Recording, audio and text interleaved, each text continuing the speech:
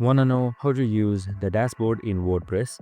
Well, no worries. In this video, I'm going to drop a quick 1-minute guide on how to use it. Super simple, so let's get right into it. Now first off, simply head towards wordpress.com, and once you're there, here you should be logged in and provided with sites as well. If you don't know how to create a site, we have also created a video on it, so make sure to watch it. Now once you're there, under actions right here, you can see these 3 dots. So simply select it and then head towards WP admin right here.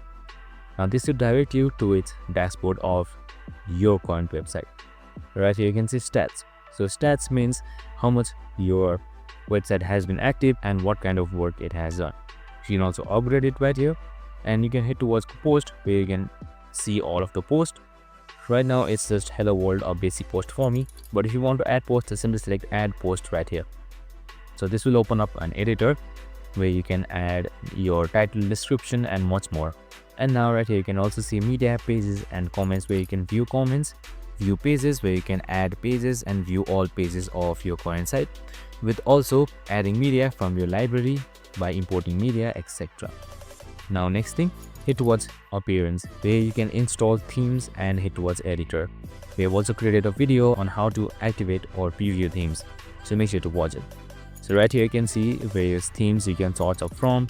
So you can just simply sort it up and add it. So same thing for plugins as well.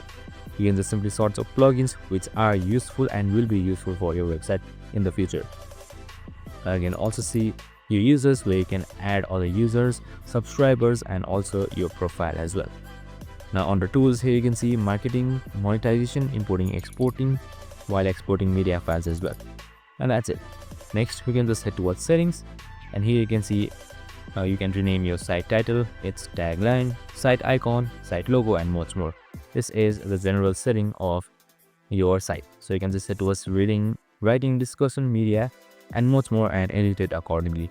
And that's it. I hope this video helped. If it did, make sure to like, subscribe and tune in with us for more of these videos. See you in the next one.